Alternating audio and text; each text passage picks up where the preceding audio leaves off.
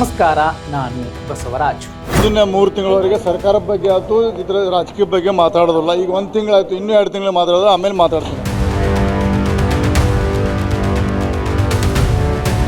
CM DK. Shivakumar ಅವರ ಸರ್ಕಾರದಲ್ಲಿ, ಕಾಂಗ್ರೆಸ್ ಪಕ್ಷದಲ್ಲಿ ಎಲ್ಲವೂ ಸರಿ ಇದೆ ಅಂತ 100ಕ್ಕೆ 100 ಮಾರ್ಕ್ ಕೊಡೋದಕ್ಕೆ ಆಗೋದಿಲ್ಲ. ಬಂಡೆದ್ದ ಶಾಸಕರಿದ್ದಾರೆ, ಬಂಡಾಯ ದೊಡ್ಡ ಮಟ್ಟದಲ್ಲಿ ಬೆಂಕಿಯಾಗಿ ಹೊತ್ಕೊಳ್ಳಬಹುದು. ಅಷ್ಟೇ ಅಲ್ಲ, ಸರ್ಕಾರಕ್ಕೂ ಸಂಕಷ್ಟ ಎದುರಾಗಬಹುದು ಅನ್ನುವಂತಹ ಮಾತುಗಳಲ್ಲಿ ಹುರುಳಿದೆ. ಸಿಎಂ ಡಿ.ಕೆ. ಶಿವಕುಮಾರ್ ಅವರೇ ಆಗಿರಬೇಕು 10 ವರ್ಷ, ಸಿದ್ದರಾಮಯ್ಯ ಅವರು 20 ವರ್ಷ ಆಗಿರಬೇಕು ಅಲ್ಲ. ರಾಜಕಾರಣದಲ್ಲಿ ಯಾವುದು ಶಾಶ್ವತ ಅಲ್ಲ. ಹಾಗಂತ ಯಾವುದು ಅತಿ ಭ್ರಮೆಯಲ್ಲೂ ಇರೋದಿಲ್ಲ, ಏನ್ ಬೇಕಾದ್ರೂ ಆಗಬಹುದು. ಹಾಗೆ ನೋಡಿದ್ರೆ ಮುಖ್ಯಮಂತ್ರಿಗಳ ಬದಲಾವಣೆ ಆಗಬಹುದು ಅನ್ನೋ ಒಂದು ಸಣ್ಣ ಚರ್ಚೆ ಪಟ್ಟಭದ್ರರನ್ನ ಎಷ್ಟರ ಮಟ್ಟಿಗೆ ಅಲುಗಾಡಿಸುತ್ತೆ, ಅವರನ್ನ ಉರಿಯುವಂತೆ ಮಾಡುತ್ತೆ, ಉರ್ಕೋತಾರೆ. ಆದರೆ ಅದೇ ಸಿದ್ದರಾಮಯ್ಯ ಅವರು ಸಿಎಂ ಸ್ಥಾನ ಬಿಟ್ಟುಕೊಡೋ ಸಂದರ್ಭದಲ್ಲಿ ಇನ್ನುಳಿದ ಸಮಾಜಗಳು ಅವರನ್ನ ಇಷ್ಟಪಟ್ಟಂತಹ ಮತವರ್ಗ ಅವ್ರಿಗೂ ಕೂಡ ಇದೇ ಸ್ಥಿತಿ ಬಂದಿರುತ್ತೆ, ಅವರು ಕೂಡ ಇದೇ ರೀತಿ ಒದ್ದಾಡಿರ್ತಾರೆ. ಸೊ ರಾಜಕಾರಣದಲ್ಲಿ ಹೀಗೆ ಇರಬೇಕು, ಇಂಥವರೇ ಇರಬೇಕು, ಅದು ನಮ್ಮ ನಾಯಕರಾಗಿರ್ಬೋದು ಅಲ್ಲ. ಇಡೀ ವ್ಯವಸ್ಥೆಯನ್ನ ಅಚ್ಚುಕಟ್ಟು ಮಾಡುವಂತಹ, ಎಲ್ಲ ಸಮಾಜ ಸಮುದಾಯಗಳನ್ನ ಒಟ್ಟಿಗೆ ತೆಗೆದುಕೊಂಡು ಹೋಗುವಂತಹ, ನಾಡಿಗೆ ಒಳಿತನ್ನ ಮಾಡುವಂತಹ ಯಾವುದೇ ನಾಯಕ ಇರಲಿ, ಅದು ಬಿಜೆಪಿ, JDS, ಕಾಂಗ್ರೆಸ್, ಅಂತಹ ನಾಯಕನ ಹೆಸರು ಚರಿತ್ರೆಯಲ್ಲಿ ಸುವರ್ಣಾಕ್ಷರಗಳಲ್ಲಿ ದಾಖಲಾಗುತ್ತೆ. ಈ ಮಾತನ್ನ ಹೇಳೋದಕ್ಕೆ ಕಾರಣ ಇದೆ, ಮುಖ್ಯಮಂತ್ರಿ ಅವರ ವಿರುದ್ಧ ಬಂಡೆತ್ತಿರುವಂತಹ ಶಾಸಕರ ದಂಡು ನಾಳೆ ನಾಡಿದ್ರಲ್ಲಿ ಏನು ಮಾಡಬಹುದು ಯಾರೂ ಕೂಡ ಊಹೆ ಮಾಡ್ಲಿಕ್ಕಾಗೋದಿಲ್ಲ. ಸಿದ್ದರಾಮಯ್ಯ ಅವರ ಸಿಟ್ಟು, ಸೆಡವು, ಮೌನ ಒಂದು ಕಡೆ ಆದರೆ, ಬಂಡಾಯ ಶಾಸಕರ ಒಂದೊಂದೇ ಎಜ್ ಏನ್ ಬೇಕಾದ್ರೂ ಮಾಡಬಹುದು. ನೋಡಿ, ಇಂಥದ್ದೊಂದು ವಿಡಿಯೋ ಮಾಡಿದ ಮಾರನೆ ಕೆಲವೇ ಗಂಟೆಗಳಲ್ಲಿ 2 ಘಟನೆ ನಡೆಯುತ್ತೆ. ಸಿದ್ದರಾಮಯ್ಯ ಅವರ ಅತ್ಯಾಪ್ತ KN ರಾಜಣ್ಣ ಅವರ ಪುತ್ರ, JDS ವರಿಷ್ಠ ಮಾಜಿ ಪ್ರಧಾನಿ ದೇವೇಗೌಡರನ್ನ ಭೇಟಿ ಮಾಡಿ ಬೆಂಗಳೂರಿನ ನಿವಾಸದಲ್ಲಿ ಸುಮಾರು 30 ನಿಮಿಷಗಳ ಕಾಲ ಮಾತುಕತೆ ನಡೆಸಿ ಬಂದರು. ಇದು ಒಂದು ಘಟನೆ. ಮತ್ತೊಂದು ಘಟನೆ, ಸತೀಶ್ ಜಾರಕಿಹೊಳಿ ಅವರನ್ನ ಸಿದ್ದರಾಮಯ್ಯ ಅವರ ಪುತ್ರ ಯತೀಂದ್ರ ಸಿದ್ದರಾಮಯ್ಯ ಮತ್ತು ಅವ್ರ ಜೊತೆಯಲ್ಲಿ ಶಾಸಕ ಅನಿಲ್ ಚಿಕ್ಕಮಾದು ಅವರು ಒಟ್ಟಿಗೆ ಹೋಗಿ ಸತೀಶ್ ಜಾರಕಿಹೊಳಿ ಅವರನ್ನ ಭೇಟಿ ಮಾಡ್ಕೊಂಡು ಬರ್ತಾರೆ. ಒಂದ್ ಕಡೆ ರಾಜಣ್ಣ ಅವರ ಪುತ್ರ, ಮತ್ತೊಂದು ಕಡೆ ಸಿದ್ದರಾಮಯ್ಯ ಅವರ ಪುತ್ರ. ಏನಾಯ್ತು? ಅಲ್ಲೂ ಕೂಡ ಸುಮಾರು 15-20 ನಿಮಿಷಗಳ ಕಾಲ ಮಾತುಕತೆ ನಡೆಯುತ್ತೆ. ನೋಡಿ, ಇಬ್ಬರು ವಾಲ್ಮೀಕಿ ನಾಯಕ ಸಮಾಜದ ಬಲಿಷ್ಠ ಕಟ್ಟಾಳುಗಳು. ಇದಲ್ಲದೆ ಇನ್ನೊಬ್ಬರ ಚರ್ಚೆಯನ್ನು ನಿಮ್ಗೆ ಹೇಳಬೇಕು, ಅದು ವಿಡಿಯೋದ ಆರಂಭಕ್ಕೂ ಮುನ್ನ ನೀವು ನೋಡಿದ್ರಿ. ಸತೀಶ್ ಜಾರಕಿಹೊಳಿ ಅವರ ಸೋದರ ರಮೇಶ್ ಜಾರಕಿಹೊಳಿ ಅವರು ಜುಲೈ 7, 2026 ಮೈಸೂರಲ್ಲಿ ಒಂದು ಹೇಳಿಕೆ ಕೊಟ್ಟಿದ್ರು. ನಾನು 3 ತಿಂಗಳು ವೇಟ್ ಮಾಡ್ತೇನೆ, ಡಿ.ಕೆ. ಶಿವಕುಮಾರ್ ಅವರ ಸರ್ಕಾರದ ಬಗ್ಗೆ ಆನಂತರ ಮಾತಾಡ್ತೀನಿ ಅಂತ. ನೋಡಿ, ಈ ಘಟನೆಗಳನ್ನ ಅನುಕ್ರಮವಾಗಿ ಜೋಡಿಸ್ತಾ ಹೋದ್ರೆ ಏನೋ ಆಗ್ತಿದೆ, ಬಹುದೊಡ್ಡ ಕ್ಷಿಪ್ರಕ್ರಾಂತಿಗೆ ಮುನ್ನುಡಿ ಬರಿಬಹುದು ಅನ್ನುವಂತಹ ಆತಂಕವನ್ನ ಡಿ.ಕೆ. ಶಿವಕುಮಾರ್ ಅವರ ಪಾಳೆಯಕ್ಕೆ ಈ ಟೀಮ್ ರವಾನೆ ಮಾಡಿದಂತೆ ಕಾಣ್ತಿದೆ. ತೀರಾ ಇತ್ತೀಚೆಗೆ ಕಾಂಗ್ರೆಸ್ ಶಾಸಕಾಂಗ ಪಕ್ಷಕ್ಕೆ ಬಾರದಂತಹ ಸಿದ್ದರಾಮಯ್ಯ ಅವರು JDS ಶಾಸಕಾಂಗ ಪಕ್ಷದ ಸಭೆ ನಡೀತಿರೋ ಹೋಟೆಲ್ಗೆ ಹೋಗ್ತಾರೆ, ಅವ್ರ ಜೊತೆಲಿ ಕೂರ್ತಾರೆ ಅಂತಲ್ಲ, ಅಲ್ಲಿಗೆ ಹೋಗ್ತಾರೆ. ಡಿ.ಕೆ. ಶಿವಕುಮಾರ್ ಅವರು ಇದ್ದಂತಹ 4 ಕಾರ್ಯಕ್ರಮಗಳಿಗೆ ಭಾಗಿಯಾಗೋದಿಲ್ಲ. ಪ್ರಮಾಣವಚನ ಕಾರ್ಯಕ್ರಮ ಸಚಿವರದ್ದು, ಅನಂತರದಲ್ಲಿ KPCC ಕಚೇರಿಯಲ್ಲಿ ನಡೆದಂತಹ ಕಾರ್ಯಕ್ರಮ, ಅನಂತರದಲ್ಲಿ ಮೊದಲ ಅಧಿವೇಶನ, ಡಿ.ಕೆ. ಶಿವಕುಮಾರ್ ಅವರು ಸಿಎಂ ಆಗಿ ಮೊದಲ ಅಧಿವೇಶನ ಡಿ.ಕೆ. ಶಿವಕುಮಾರ್ ಅವರ ಸರ್ಕಾರದ್ದು. ಡಿ.ಕೆ. ಶಿವಕುಮಾರ್ ಅವರು ಶಾಸಕಾಂಗ ಪಕ್ಷದ ನಾಯಕರಾಗಿ ಮೊದಲ ಶಾಸಕಾಂಗ ಸಭೆ ಕರೆದಾಗ ಹೋಗ್ಲಿಲ್ಲ, ಬದಲಾಗಿ ದೇವರಾಜ ಅರಸು ಅವರ ಕಾರ್ಯಕ್ರಮದಲ್ಲಿ ಡಿ.ಕೆ. ಶಿವಕುಮಾರ್ ಅವರ ಅನುಪಸ್ಥಿತಿಯಲ್ಲಿ ಸಿದ್ದರಾಮಯ್ಯ ಅವರು ಭಾಗಿಯಾಗ್ತಾರೆ. ಯಾವ ಮೆಸೇಜ್ ಸಿಗ್ತಿದೆ? ಇದು ಒಂದು ಕಡೆ ಇಟ್ಕೊಳ್ಳೋಣ. ದೇವೇಗೌಡರನ್ನ ಸೈದ್ಧಾಂತಿಕವಾಗಿ ವಿರೋಧಿಸುವಂತಹ KN ರಾಜಣ್ಣ ಅವರು ಅವರ ಪುತ್ರನನ್ನ ಕಳಿಸುವ ಮೂಲಕ, ನೋಡಿ, ಅವರು ಒಂದು ಪೋಸ್ಟ್ ಬರೆದಿದ್ದಾರೆ. ಇಂದು ಮಾಜಿ ಪ್ರಧಾನಿಗಳು, JDS ವರಿಷ್ಠರು ಹಾಗೂ ಹಿರಿಯ ಮುತ್ಸದಿ ರಾಜಕಾರಣಿ ದೇವೇಗೌಡ ಅವರನ್ನ ಬೆಂಗಳೂರಿನ ಅವರ ನಿವಾಸದಲ್ಲಿ ಭೇಟಿ ಮಾಡಿ ಆರೋಗ್ಯ ವಿಚಾರಿಸಿ ಆಶೀರ್ವಾದ ಪಡೆದೆನು. ಇದೇ ವೇಳೆ ಕೆಲವು ವಿಚಾರಗಳ ಬಗ್ಗೆ ಸುದೀರ್ಘವಾಗಿ ಚರ್ಚಿಸಿ ಉಭಯ ಕುಶಲೋಪರಿ ನಡೆಸಲಾಯಿತು. ಇದೇ ವೇಳೆ ಕೆಲವು ವಿಚಾರಗಳ ಬಗ್ಗೆ ಸುದೀರ್ಘ ಚರ್ಚೆ ನಡೆಸಿ, ಇದು ಮುಖ್ಯ, ಮೇನ್ ಪಾಯಿಂಟ್, ಎಲ್ಲವೂ ಸರಿ ಇಲ್ಲ ಡಿ ಕೆ ಶಿವಕುಮಾರ್ ಅವರ ಸರ್ಕಾರದಲ್ಲಿ ಸದ್ಯ ಕಾಂಗ್ರೆಸ್ನೊಳಗೆ. ನೋಡಿ, ಇಲ್ಲಿ ಡಿ ಕೆ ಶಿವಕುಮಾರ್ ಅವರು ತುಂಬ, ಅವರು ಚೆಸ್ ಪ್ಲೇಯರ್ ಇರಬಹುದು, ಅವರು ಹೇಳ್ಕೊತಾರೆ, ಅವರು ಚಾಣಕ್ಯ ನಡೆಯನ್ನು ಅನುಸರಿಸ್ತಾರೆ ಅನ್ನೋದಾದರೆ ಅವರ ಸರ್ಕಾರಕ್ಕೆ ಟ್ರಬಲ್ಲೇ ಬರಬಾರ್ದು. ಯಾಕಂದರೆ ಟ್ರಬಲ್ ಶೂಟರ್ ಸರ್ಕಾರಕ್ಕೆ ಟ್ರಬಲ್ ಬಂದ್ಬಿಟ್ರೆ ಏನು ಮಾಡೋಕ್ಕಾಗುತ್ತೆ? ಯಾರಿಲ್ಲ. ಸಂಧಾನದ ಮೂಲಕ ಎಲ್ಲ ಸಂಘರ್ಷಗಳನ್ನು ಬಗೆಹರಿಸಿಕೊಳ್ಳಬಹುದು, ಅವ್ರಿಗೆ ಗೊತ್ತಿರುತ್ತೆ. ಒಂದೇ ಸಲ ಮತ್ತೊಮ್ಮೆ ಸಿದ್ದರಾಮಯ್ಯ ಅವರ ಕಾಲಿಗೆ ಎರಗುವುದು, ನಮಸ್ಕಾರ ಮಾಡುವುದು, ಏನು ಮನಸ್ತಾಪ ಇದೆ ಅದನ್ನು ಬಗೆಹರಿಸಿಕೊಳ್ಳುವುದು. ಸಿದ್ದರಾಮಯ್ಯ ಅವರನ್ನು ಎದುರಾಕೊಂಡು ಸಿದ್ದರಾಮಯ್ಯ ಅವರು ನಾನು CM ಸ್ಥಾನ ಬಿಟ್ಕೊಡಲ್ಲ ಅಂದಿದ್ರೆ ಅವ್ರು ಡಿ ಕೆ ಶಿವಕುಮಾರ್ CM ಆಗ್ತಿರ್ಲಿಲ್ಲ. ಲಾಜಿಕ್. ಹಾಗಂತ ಅವರ ಜೊತೆ ಸಂಘರ್ಷ ಮಾಡಿದ್ರೆ ಏನು ಸಿಗುತ್ತೆ? ಯಾಕಂದ್ರೆ ಸಾಮೂಹಿಕ ನಾಯಕತ್ವದಲ್ಲಿ ಹೋದ್ರೆ ಮಾತ್ರ ಕಾಂಗ್ರೆಸ್ಗೆ ಲಾಭ, ಇಲ್ಲ ಅಂದ್ರೆ ಆಗಲ್ಲ. ಡಿ ಕೆ ಶಿವಕುಮಾರ್ ಅವರು ನಾನೊಬ್ಬನೇ ಕಾಂಗ್ರೆಸ್ ಅನ್ನ 2028ಕ್ಕೆ ಗೆಲ್ಸ್ಕೊಬತ್ತೀನಿ ಸಾಧ್ಯನೇ ಇಲ್ಲ. ದೇವರಾಜ ಅರಸು ಕಾರ್ಯಕ್ರಮದಲ್ಲಿ ಮುನಿಯಪ್ಪ ಅತ್ಯಂತ ಹಿರಿಯ ನಾಯಕರು, ದಲಿತ ಸಮಾಜದ ಹಿರಿಯ ಅವರು ಮುಖ್ಯಮಂತ್ರಿ ಆಗಬೇಕು ಹೇಳ್ಬೇಕು, ಅಂತಹ ನಾಯಕರು ಒಂದು ಮಾತನ್ನು ಹೇಳ್ತಾರೆ, ಬರೀ ಡಿ ಕೆ ಶಿವಕುಮಾರ್ ಅವರಿಂದ 2028 ವಿಧಾನಸಭಾ ಚುನಾವಣೆ ಗೆಲ್ಲಕ್ಕಾಗಲ್ಲ, ಸಿದ್ದರಾಮಯ್ಯ ಅವರು ಡಿ ಕೆ ಶಿವಕುಮಾರ್ ಅವರು ಒಟ್ಟಿಗೋದ್ರೆ ಮಾತ್ರ ಅದು ಸಾಧ್ಯ ಆಗತ್ತೆ. ಕೆಪಿಸಿಸಿ ಭವನದಲ್ಲಿ ಕೆಪಿಸಿಸಿ ಕಾರ್ಯಕ್ರಮದಲ್ಲಿ ಹೇಳಿರುವಂತಹ ಮಾತಿದು. ದೇವೇಗೌಡರ ಮತ್ತು ರಾಜಣ್ಣ ಅವರ ಭೇಟಿ ಎರಡು ರೀತಿಯಲ್ಲಿ ನೋಡ್ಬೋದು. ಒಂದು, ಇತ್ತೀಚೆಗೆ ಸಿದ್ದರಾಮಯ್ಯ ಅವರು ಒಂದು ಹೇಳಿಕೆ ಕೊಟ್ಟರು, ಕಲುಷಿತ ರಾಜಕಾರಣದ ಇರೋದ್ರಿಂದ ನಾನು 2028 ಚುನಾವಣೆಯಲ್ಲಿ ಸ್ಪರ್ಧೆ ಮಾಡೋದಿಲ್ಲ.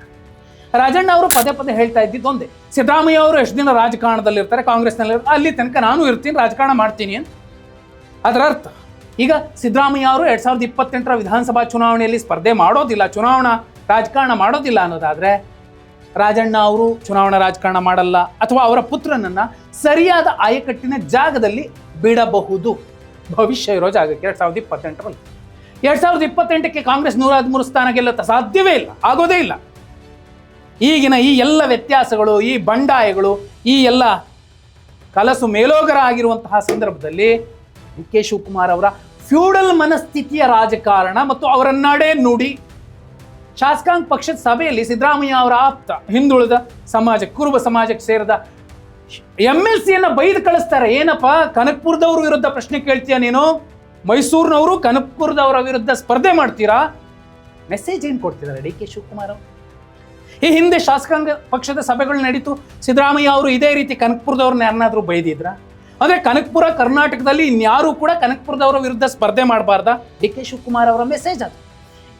ಆಡಿಯೋ ವಿಡಿಯೋ ಎಲ್ಲ ಕಡೆ ಇದೆ. ಮತ್ತು ಒಂದು ನೋಡಿ, ಮೇನ್ ಸ್ಟ್ರೀಮ್ ಮಾಧ್ಯಮಗಳಲ್ಲಿ ಕೊಡುವಂತಹ ಎಲ್ಲ ರಾಜಕೀಯದ ವಿಶ್ಲೇಷಣೆಗಳು 100ಕ್ಕೆ 100 ಸರಿ ಅಲ್ಲ. ಅಲ್ಲಿ PR ಸ್ಟಂಟ್ಸ್ ಇರುತ್ತೆ, ಫಂಡ್ ಆಗತ್ತೆ, ಕೊಡ್ತಾರೆ, ಜೈ ನೀನೇ ಇಂದ್ರ, ನೀನೇ ಚಂದ್ರ, ನೀನೇ ಕಿಂಗು ಕಿಲಾಡಿ ಎಲ್ಲ ಆಗತ್ತೆ. ವಾಸ್ತವದ ನಡೆ ನುಡಿ, ಸುಳಿವುಗಳು, ಮುನ್ಸೂಚನೆಗಳು, ಕ್ಷಿಪ್ರ ಕ್ರಾಂತಿಗಳು ಏನೆಲ್ಲ ಆಗಬಹುದು, ಕೆಲವು ಸಲ ಅವನ್ನು ಹೈಡ್ ಮಾಡಿ ಬಿಸಾಕ್ತವೆ ಮೇನ್ ಸ್ಟ್ರೀಮ್ ಮಾಧ್ಯಮಗಳು. ಅದೇನೇ ಇರಲಿ, ದೇವೇಗೌಡರ ಮತ್ತು ರಾಜಣ್ಣ ಅವರ ಪುತ್ರನ ಭೇಟಿ ಮತ್ತೊಂದು ಕ್ಷಿಪ್ರ ಕ್ರಾಂತಿಗೆ ಅಥವಾ ಡಿ ಕೆ ಶಿವಕುಮಾರ್ ಅವರ ಸರ್ಕಾರಕ್ಕೆ, ಅವರ ಸರ್ಕಾರವನ್ನು ಸ್ವಲ್ಪ ಮಟ್ಟಿಗೆ ಶೇಕ್ ಮಾಡಿಸುವಂತಹ ಒಂದಷ್ಟು ವ್ಯತ್ಯಾಸಗಳು ಆಗಬಹುದು. ಇದು ಒಂದು. ಎರಡನೇದು, ಸಿದ್ದರಾಮಯ್ಯ ಅವರ ನಂತರ ಅಹಿಂದ ಸಾರಥಿ, ಅದು ಸತೀಶ್ ಜಾರಕಿಹೊಳಿ ಅನ್ನೋ ಮಾತನ್ನ ಯತೀಂದ್ರ ಸಿದ್ದರಾಮಯ್ಯ ಅವರು ಹೇಳಿದ್ರು. ಆ ನಂತರದಲ್ಲಿ ಮೈನ್ ಸ್ಟ್ರೀಮ್ ಮಾಧ್ಯಮಗಳೇ ಮತ್ತೆ ಹೇಳಿದ್ರು, ಸಿದ್ದರಾಮಯ್ಯಗೂ ಜಾರಕಿಹೊಳಿ ಅವರಿಗೂ, ಸತೀಶ್ ಜಾರಕಿಹೊಳಿ ಅವ್ರಿಗೂ ಏನು ಸರಿ ಇಲ್ಲ, ಮನಸ್ತಾಪಗಳಾಗಿದೆ, ಅವ್ರ ಬೆನ್ನಿಗೆ ಇವ್ರು ಚೂರಿ ಹಾಕಿದ್ರು, ಆ ಥರದ್ದು. ಅದು ಯಾವುದೂ ಕೂಡ ಸತ್ಯ ಅಲ್ಲ. ಒಂದು ಪಲ್ಸ್ ಚೆಕ್ ಮಾಡ್ತಾರೆ ಜನತಾ ನಾಯಕರು ಯಾವತ್ತೂ ಕೂಡ. ಸಿದ್ದರಾಮಯ್ಯ ಅವರು ಬೇಕಂತಲೇ ಅಂತರ ಕಾಯ್ಕೊಳ್ತಾರೆ. ಸತೀಶ್ ಜಾರಕಿಹೊಳಿ ಅವರು ಡಿ ಕೆ ಶಿವಕುಮಾರ್ ಅವರನ್ನು ತಮ್ಮನ್ನು ವಿಶ್ವಾಸಕ್ಕೆ ತಗೊಳ್ಳ ರೀತಿಯಲ್ಲಿ ನೋಡಿಕೊಂಡು ಆನಂತರದಲ್ಲಿ ಅಲ್ಲೆಲ್ಲ ಏನೇನಾಗ್ತಿದೆ ಅನ್ನುವಂತಹ ಅತಿ ಸೂಕ್ಷ್ಮ ಸಂಗತಿಗಳನ್ನು ಗಮನಿಸಿದ ಮೇಲೆ ಜನತಾ ನಾಯಕರ ಅಸಲಿ ಆಟಗಳು ಶುರುವಾಗುತ್ತೆ. ಅದು ನಿಜವಾದ ರಾಜಕಾರಣ. ಇದಾದ ಮೇಲೆ ಈಗ ನೋಡಿ, ಒಂದು ಈಗ ಮೇನ್ ಸ್ಟ್ರೀಮ್ ಮಾಧ್ಯಮಗಳಲ್ಲಿ ಹೇಳಿದ್ದೇನು, ಮನಸ್ತಾಪಗಳನ್ನು ಬಗೆಹರಿಸಿಕೊಳ್ಳುವಂತಹ ಪ್ರಯತ್ನಗಳಾಯಿತು, ಅಹಿಂದ ಹೋರಾಟದ ಚರ್ಚೆಗಳು. ನೋಡಿ, ಸಿದ್ದರಾಮಯ್ಯ ಅವರು ಹೇಳಿ ಅಹಿಂದ ಹೋರಾಟ ಶುರುವಾಗುತ್ತೆ ಅಂತ. ಅದಕ್ಕೂ ಮುಂಚೆನೆ ಸತೀಶ್ ಜಾರಕಿಹೊಳಿ ಅವರ ಜೊತೆಯಲ್ಲಿ ಯತೀಂದ್ರ ಸಿದ್ದರಾಮಯ್ಯ ಅವರು ಮಾತುಕತೆ ನಡೆಸಿ ಬಂದಿದ್ದೇನು, 15-20 ನಿಮಿಷಗಳ ಮಾತುಕತೆ. ಇದೆಲ್ಲವೂ ಕೂಡ ಬೇರೆ ಮೆಸೇಜೇ ಕೊಡ್ತಿರುವಂಥದ್ದು. ಇದಲ್ಲ, ಇನ್ನೂ ಇಂಪಾರ್ಟೆಂಟ್ ಏನಂದರೆ ನೋಡಿ, ಎರಡು ಕಡೆಯಿಂದ ಒಂದು ಸ್ಟ್ರಾಂಗ್ ಮೆಸೇಜ್ ಹೋಯಿತು ಕಾಂಗ್ರೆಸ್ ಪಕ್ಷದೊಳಗಡೆನೆ. ಒಂದು ಸತೀಶ್ ಜಾರಕಿಹೊಳಿ, ಒಂದು K N Rajanna. K N Rajanna ಅವರನ್ನ ಇದೇ ಡಿ ಕೆ ಶಿವಕುಮಾರ್ ಅವರು ಯಾವ ರೀತಿ ನಡೆಸ್ಕೊಂಡ್ರು? ಇವರು ನಮಸ್ತೆ ಸದಾವತ್ಸಲೆ ಅಂದರೆ ಇವ್ರಿಗೇನು ಸಮಸ್ಯೆ ಆಗೋದಿಲ್ಲ. ಆದರೆ ರಾಹುಲ್ ಗಾಂಧಿ ಅವರ ಬಗ್ಗೆ ಒಂದು ಚಕಾರ ಎತ್ತಿದ್ದಕ್ಕೆ ನ್ಯಾಯಯುತವಾಗಿ ಅವರನ್ನು ಸಚಿವ ಸ್ಥಾನದಿಂದ ಕಿತ್ತಾಕ್ಸಿದ್ದು, ಒಬ್ಬ ವಾಲ್ಮೀಕಿ ನಾಯಕ ಸಮಾಜದ ಅತ್ಯಂತ ಹಿರಿಯ ಧುರೀಣನನ್ನ ಸಚಿವ ಸ್ಥಾನದಿಂದ ಕಿತ್ತಾಕ್ಸಿದ್ದು ಸಿದ್ದರಾಮಯ್ಯ ಅಲ್ಲ, ಮತ್ಯಾರು ಅವರ ಸಂಪುಟಕ್ಕೆ ಮತ್ತೆ ಅವರನ್ನು ತಗೊಂಡ್ಲಿಲ್ಲ ಅವರೇನೆ ಅನ್ನುವಂಥದ್ದು ತುಮಕೂರು ಭಾಗದ ಬಹುಪಾಲು ವಾಲ್ಮೀಕಿ ನಾಯಕ ಸಮಾಜಕ್ಕೆ, ಮೊದಲು ತುಮಕೂರಲ್ಲ ಇಡೀ ರಾಜ್ಯದ ದೊಡ್ಡ ಮಟ್ಟದಲ್ಲೇ ಇದೆ. ಅವರು ಕೂಡ ಗೇಮ್ ಚೇಂಜ್ ಮಾಡ್ತಾರೆ ಪ್ರತಿ ವಿಧಾನಸಭಾ ಕ್ಷೇತ್ರಗಳಲ್ಲಿ. ಇದು ಒಂದು ಲೆಕ್ಕ. ರಮೇಶ್ ಜಾರಕಿಹೊಳಿ ಅವರು ಕೊಟ್ಟಂತಹ ಮತ್ತೊಂದು ಹೇಳಿಕೆಯ ಲೆಕ್ಕ ಕೂಡ ಈಗ ಎಲ್ಲವನ್ನೂ ಕೂಡ ಒಂದು ಕಡೆಗೆ ತಂದು ನಿಲ್ಲಿಸ್ತಾ ಇದೆ. ಏನಾಗಬಹುದು? ಎರಡು. ಒಂದು, ಗರ್ವಾಪ್ಸಿಯ ಹೆಸರಿನಲ್ಲಿ ಡಿ ಕೆ ಶಿವಕುಮಾರ್ ಅವರನ್ನ ಹೈಕಮಾಂಡನ್ನ ಒಂದು ಹಂತಕ್ಕೆ ಅಲುಗಾಡಿಸಬಹುದು. ಈ ನಾಯಕರ ಕೈಲಾಗತ್ತೆ.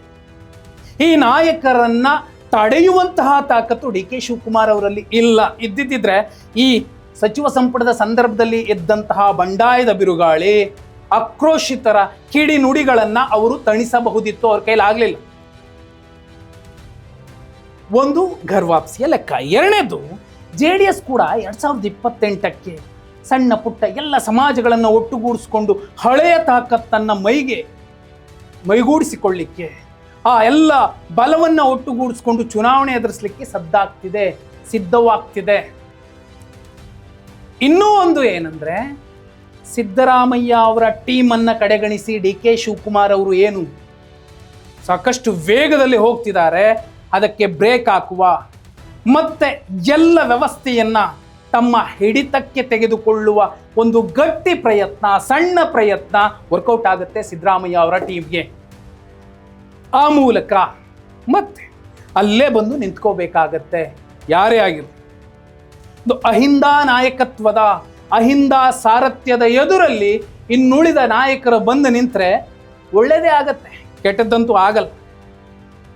ಹಾಗೆ ನೋಡಿದ್ರೆ ಡಿ ಕೆ ಶಿವಕುಮಾರ್ ಅವರ ವೇಗ, ಫ್ಯೂಡಲ್ ಮನಸ್ಥಿತಿಯ ನಡೆ ನುಡಿ, ರೀತಿ ನೀತಿ ರಿವಾಜುಗಳು ಜೊತೆಯಲ್ಲಿ ಸಿದ್ದರಾಮಯ್ಯ ಅವರನ್ನ ಕಡೆಗಣಿಸುತ್ತಿರುವಂತಹ ರೀತಿ ಕೂಡ ಇನ್ನು ಮುಂದೆ ಏನೋ ಆಗತ್ತೆ ಅನ್ನುವಂತಹ ಮುನ್ಸೂಚನೆಯನ್ನ ಈ ಮೂರು ಪ್ರಕರಣಗಳು, ರಾಜೇಂದ್ರ ರಾಜಣ್ಣ ಅವರ ದೇವೇಗೌಡರ ಭೇಟಿ, midnight meeting Yathindra Siddaramaiah ಮತ್ತು ಸಾಹುಕಾರರ ಜೊತೆಯಲ್ಲಿ ನಡೆದಂಥದ್ದು, ಮತ್ತು ಕಳೆದ 1.5 ತಿಂಗಳ ಹಿಂದೆ ಕೊಟ್ಟಂತಹ ರಮೇಶ್ ಜಾರಕಿಹೊಳಿ ಅವರ ಹೇಳಿಕೆಗಳು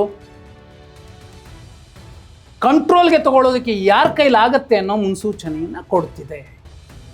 ಕಾಂಗ್ರೆಸ್ನೊಳಗೆ ಎಲ್ಲವೂ ಸರಿ ಇಲ್ಲ ಅನ್ನುವಂತಹ ಹೊರಗಿನ ಚರ್ಚೆಗಳನ್ನು ತಣಿಸಿ, ಇಲ್ಲ ನಾವೆಲ್ಲ ಒಗ್ಗಟ್ಟಾಗಿದ್ದೀವಿ ಅನ್ನೋ ಮೆಸೇಜನ್ನು ಡಿ ಕೆ ಶಿವಕುಮಾರ್ ಅವರು ಕೊಡ್ತಾರಾ?